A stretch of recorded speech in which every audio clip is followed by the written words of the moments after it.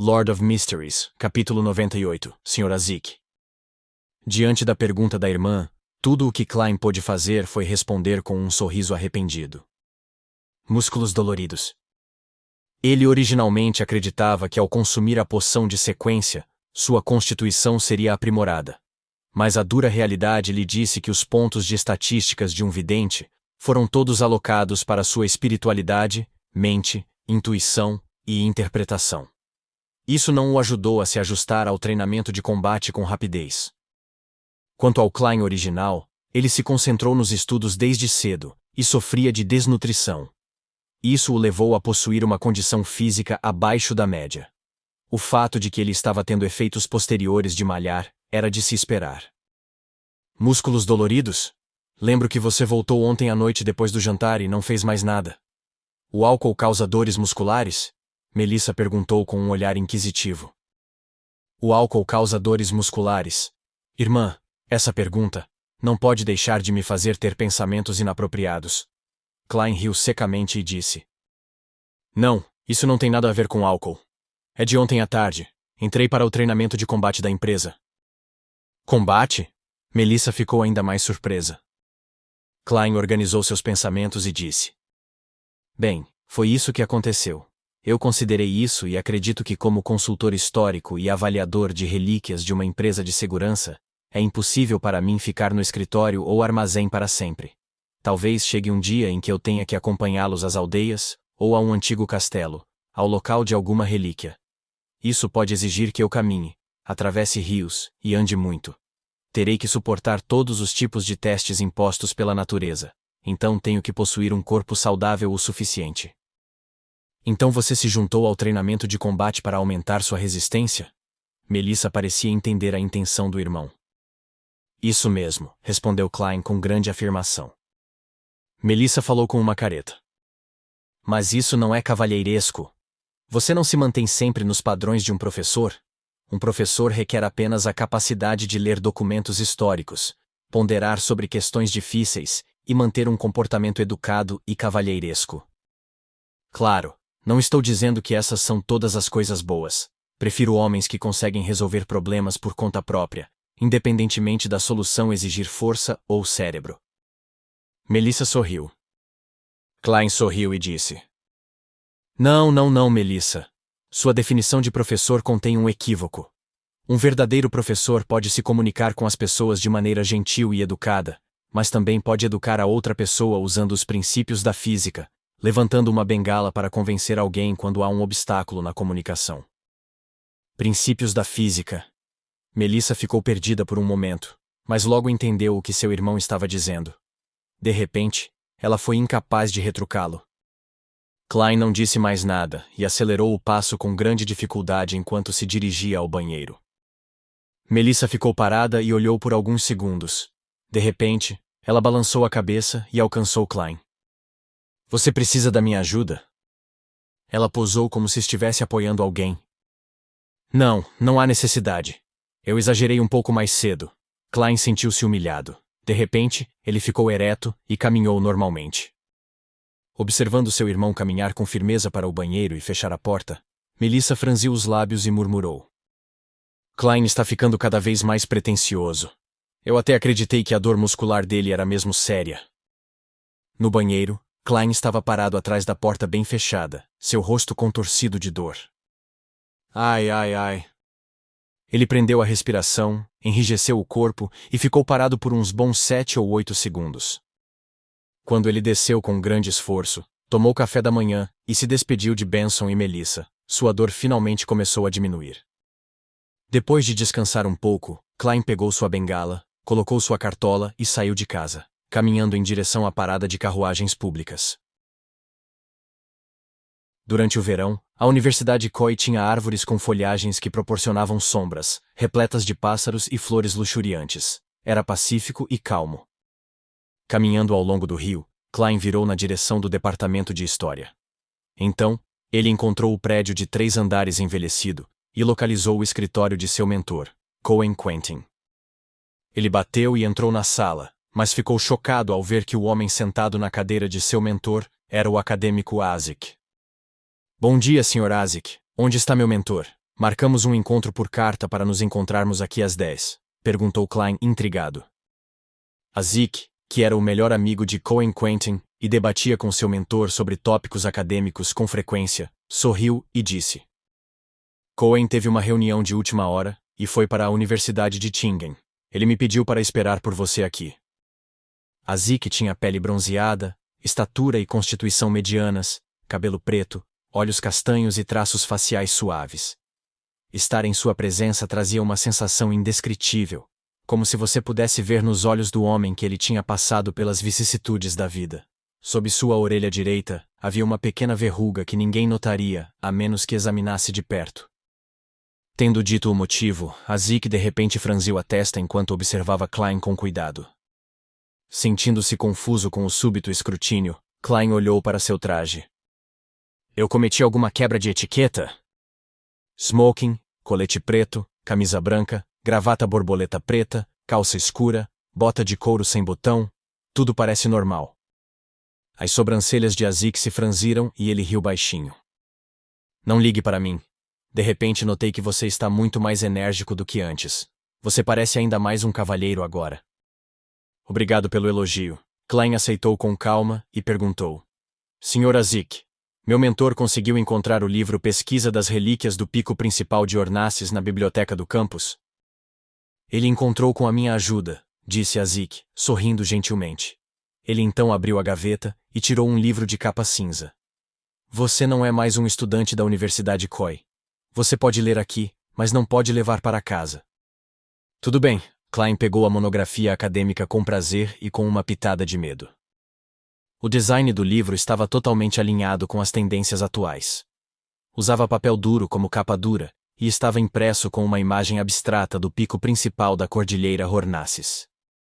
Klein deu uma olhada e encontrou um assento. Ele abriu o livro e começou a ler com cuidado, linha por linha. Enquanto se absorvia no livro, de repente percebeu que havia uma xícara de café rico e perfumado ao seu lado. Sirva-se do açúcar e do leite. Azik largou o pires de prata e apontou para a jarra de leite e o recipiente de açúcar. Obrigado, Klein assentiu com gratidão. Ele acrescentou 3 cubos de açúcar e uma colher de chá de leite antes de continuar a ler seu livro. A Pesquisa das Relíquias do Pico Principal de Ornassis não era um livro muito grosso. Klein terminou de lê-lo quando era quase meio-dia. Ele tomou nota de alguns pontos importantes. Primeiro, o assentamento no pico principal da Cordilheira Hornassis e seus arredores era obviamente uma civilização avançada, que existia como parte de uma nação antiga. Segundo, a partir de seus murais de parede, sua perspectiva de vida parece semelhante à dos humanos. Posso presumir por enquanto que seus habitantes eram humanos. Terceiro, eles reverenciavam e temiam a escuridão da noite. Por isso, eles chamavam sua deusa de governante da noite eterna, Mãe do Céu. Quarto, o mais estranho é que os pesquisadores não encontraram nenhuma sepultura em toda a área, o que inicialmente parece indicar que as pessoas não precisavam ser enterradas, porque não morriam. No entanto, isso seria contraditório com o conteúdo dos murais de parede. Nos murais de parede, as pessoas da nação acreditavam que a morte não era o fim. Elas acreditavam que sua família falecida as protegeria durante a noite. Assim, elas mantinham seus familiares falecidos em casa, na cama, ao seu lado, por 3 dias inteiros. Não há nada além disso nos murais de parede, pois não envolvem enterros. Klein tomou outro gole de café e continuou a anotar suas reflexões posteriores em seu caderno. Mãe do Céu é um título tão grandioso, enquanto a governante da noite eterna obviamente se sobrepõe à deusa da noite eterna. Isso é uma contradição em suas raízes? Nos restos antigos no pico principal da Cordilheira Hornassis e seus arredores, todos os arranjos e decorações foram bem preservados. Mesmo os murais de parede não apresentam sinais de danos. Antes de serem descobertos, parecia não haver qualquer perturbação. As mesas estavam arrumadas com talheres, e havia manchas secas de podridão nos pratos de jantar. Em algumas salas, havia garrafas de álcool pela metade que quase se transformaram em água. O que aconteceu com as pessoas da nação? Parece que elas saíram de casa às pressas, sem levar nada, e nunca mais voltaram. Considerando que não há cemitérios, isso fica mais estranho. O autor, Sr. Joseph, também mencionou que quando descobriu os restos mortais, chegou a acreditar que as pessoas que residiam ali tinham desaparecido de repente. Klein parou de escrever e lançou seu olhar para uma ilustração. Na terceira visita de John Joseph ao pico principal da Cordilheira Hornasses, ele usou um novo modelo de câmera para tirar uma fotografia monocromática. Na foto, o imponente palácio tinha uma parede desmoronada e estava coberto de ervas daninhas. Seguia um estilo de grandeza para o seu design. Quando abriu a fotografia, o primeiro pensamento de Klein foi o palácio que vira em seu sonho. Os dois estilos eram idênticos. A única diferença era que o que ele tinha sonhado estava em um pico, e era muito mais magnífico. Também tinha uma enorme cadeira, um assento de honra, que parecia não acomodar um humano. Incontáveis larvas translúcidas se aglomeravam e se contorciam lentamente sob a cadeira. Posso confirmar que meu sonho está relacionado com os restos antigos no pico principal da Cordilheira Hornasses. Deve ser a nação da noite eterna que foi referenciada no caderno da família Antígonos. Klein assentiu de leve e fechou o livro. Nesse momento, Azik, que estava sentado à sua frente, tocou a mancha imperceptível sob sua orelha direita e disse: "Como foi? Encontrou alguma coisa?" "Bastante. Dê uma olhada. Eu escrevi várias páginas de anotações." Klein apontou para a mesa e sorriu. "Não entendo por que de repente você está tão interessado neste assunto." Azik suspirou e disse: "Klein, quando eu estava estudando na Universidade de Backlund, me envolvi com alguma adivinhação e fiz muitas pesquisas sobre isso. Bem, descobri que há desarmonia em seu destino." "O quê? Adivinhação? Você está falando comigo sobre adivinhação?" Como um vidente, Klein olhou divertido para o acadêmico Azik. "Que desarmonia?" Azik pensou por um momento. "Você encontrou muitas coincidências estranhas nos últimos 2 meses?" "Coincidências?" Como estava em dívida com o Sr. Azik, Klein não contestou sua pergunta enquanto começava a pensar por instinto. "Se estamos falando de coincidências, a mais óbvia ocorreu quando eu estava atrás dos sequestradores. Na verdade, consegui encontrar pistas do caderno da família Antígonos, que estava perdido há dias na sala em frente aos sequestradores. Além disso, Ray Bieber não fugiu de Tingen com pressa. Em vez disso, ele encontrou um lugar para digerir o poder concedido pelo caderno, permitindo que o artefato selado 20049 o localizasse facilmente. Isso parece ser contra o senso comum. Embora Ayur Harson tenha dado uma explicação razoável, sempre tive a sensação incômoda de que era uma coincidência." Selena deu uma espiada nos encantamentos secretos de Hannas Vincent, mas ela se segurou até o banquete do jantar de aniversário para experimentá-lo, e aconteceu de eu descobrir, o que também é uma grande coincidência. Caso contrário, Hannas Vincent não teria sido o único a morrer tão de repente.